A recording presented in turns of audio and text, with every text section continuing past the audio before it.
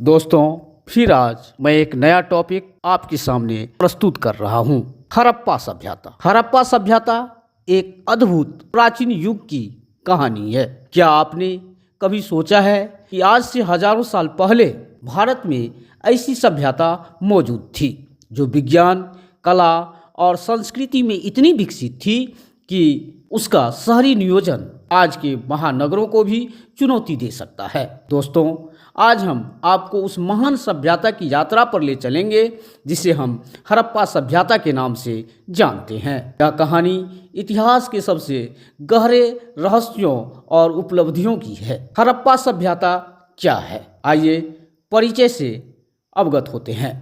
हड़प्पा सभ्यता, जिसे सिंधु घाटी सभ्यता भी कहा जाता है, दुनिया की सबसे प्राचीन सभ्यताओं में से एक थी। यह सभ्यता लगभग 3300 ईसा पूर्व से शुरू होकर 1900 ईसा पूर्व तक अपने चरम पर रही।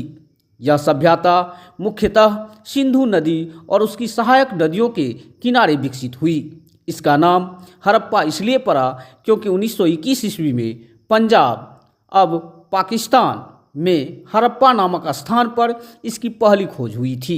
इसकी सबसे अद्भुत बात यह है कि यह उस समय की सबसे व्यवस्थित और उन्नत सभ्यता थी, जिसे देखकर आप भी चकित रह जाएंगे। सभ्यता का विस्तार और प्रमुख स्थल को जानने का प्रयास करते हैं। हड़प्पा सभ्यता का क्षेत्रफल लगभग 12,60,000 वर्ग किमी में फैला हुआ था। इसका विस्तार वर्तमान भारत, पाकिस्तान और अफगानिस्तान के कुछ हिस्सों तक था। अब इनके प्रमुख स्थलों के बारे में जानते हैं, समझते हैं। हड़प्पा, पाकिस्तान। इस सभ्यता का पहला खोजा गया स्थल मोहनजोदड़ो, पाकिस्तान। मृतकों का टीला, प्रसिद्ध स्नानागार यहीं मिला। लोथल, गुजरात, भारत। एक प्रमुख बंदरगाह स्थल। कालीबंगन, राजस्थान, भारत। यहाँ खेती के सबूत मिले। धोलावीरा, गुजरात, भारत। इस सभ्यता का सबसे बड़ा संरक्षित स्थल। राखीगढ़ी, हरियाणा, भारत। इस सभ्यता का सबसे बड़ा स्थल। ध्यान दीजिए, ये स्थल यह साबित करते हैं कि यह सभ्यता न केवल विशाल थी बल्कि विविध भी थी। हड़प्पा सभ्यता की विशेषताएं। शहरीकरण और नगर योजना। हड़प्पा सभ्यता का शहरी नियोजन अद्भुत था। शहरों को ग्रिड प्रणाली में बनाया गया। सड़कें चौड़ी और सीधी थी। प्रत्येक घर पक्की ईंटों से बना हुआ था। हर घर में स्नानागार और कुएं थे और हर गली में जल निकासी प्रणाली थी। मोहनजोदड़ो का महान स्नानागार दुनिया का सबसे पुराना सार्वजनिक स्नानागार माना जाता है। जल प्रबंधन प्रणाली। सभ्यता में पानी की निकासी और संरक्षण की व्यवस्था उत्कृष्ट थी। लोथल जैसे स्थलों पर बंदरगाह और जलाशय मिले हैं। वाणिज्य और व्यापार। हड़प्पावासी व्यापार में कुशल थे। उनके व्यापारिक संबंध मेसोपोटामिया और फारस जैसे दूरस्थ क्षेत्रों तक थे। वे समुद्री मार्ग और नदी मार्ग दोनों का उपयोग करते थे। लोथल में मिला गोदीघर इस बात का प्रमाण है कि यह एक प्रमुख बंदरगाह स्थल था। मुख्य व्यापारिक वस्तुएं थी तांबे, कांसे और सोने के आभूषण। वस्त्र, विशेषकर कपास, मिट्टी के बर्तन और मोती। कला और शिल्प। हड़प्पा सभ्यता की कला अद्वितीय थी।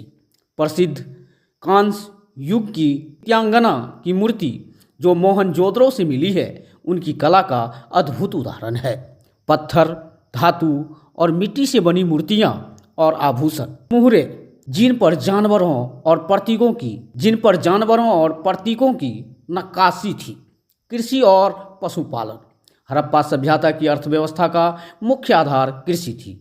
फसलें गेहूं, जौ, चना, सरसों और कपास। सिंचाई के लिए नदी के जल का प्रयोग होता था। पशुपालन भी महत्वपूर्ण था। गाय, भैंस और बकरी जैसे पशुओं को पाला जाता था। धार्मिक स्थल। हड़प्पावासी प्रकृति की पूजा करते थे। मातृदेवी उर्वरता का प्रतीक की मूर्तियां मिली है। पशुपति मुहर पर 3 मुख वाले देवताओं को शिव का प्रारंभिक रूप माना गया है। पीपल का वृक्ष और नंदी बैल धार्मिक प्रतीक थे। लिपि और भाषा। हड़प्पा सभ्यता की लिपि अब तक पढ़ी नहीं जा सकी है। यह चित्रलिपि पर आधारित थी। सभ्यता का पतन। अब हम हड़प्पा सभ्यता के पतन के कारण को जानने का प्रयास करते हैं और समझने का प्रयास करते हैं। हड़प्पा सभ्यता का पतन लगभग 1900 ईसा पूर्व के आसपास हुआ। इसके पतन के कारण अब भी विवादित है। अब हम संभवतः कारण जानते हैं। जलवायु परिवर्तन, नदियों का मार्ग बदल गया और कृषि असंभव हो गई। प्राकृतिक आपदाएं, बाढ़ और भूकंप के प्रमाण मिले हैं। आर्यों का आगमन, कुछ इतिहासकार मानते हैं कि आर्यों के आगमन के कारण यह सभ्यता नष्ट हो गई। आंतरिक विघटन, आर्थिक और सामाजिक संरचना कमजोर हो गई। हड़प्पा सभ्यता का महत्व, यह भारतीय उपमहाद्वीप की पहली शहरी सभ्यता थी। यह सभ्यता बताती है कि प्राचीन भारत विज्ञान, कला और संस्कृति में कितना विकसित था।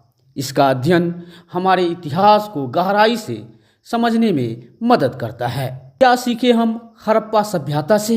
हड़प्पा सभ्यता हमें सिखाती है कि कैसे विज्ञान और प्रौद्योगिकी का उपयोग मानव जीवन को बेहतर बनाने में किया जा सकता है।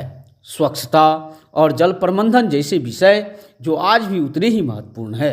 कला, व्यापार और संस्कृति के क्षेत्र में संतुलन कैसे बनाए रखें। अंतिम शब्द, हड़प्पा सभ्यता सिर्फ ईंटों और पत्थरों का ढेर नहीं है, बल्कि यह मानव इतिहास की उन कहानियों का हिस्सा है जो हमें यह समझाती है कि हम कहाँ से आए हैं और हमने कितनी प्रगति की है।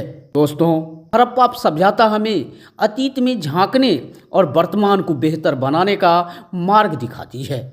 अगर आपको यह जानकारी रोचक लगी तो इसे शेयर करें और हमारे चैनल को सब्सक्राइब करें, क्योंकि इतिहास के ऐसे रहस्यमय और ज्ञानवर्धक हिस्से हम आपके लिए लाते रहेंगे। आप लोगों को बहुत बहुत धन्यवाद। जय हिंद, जय भारत माँ।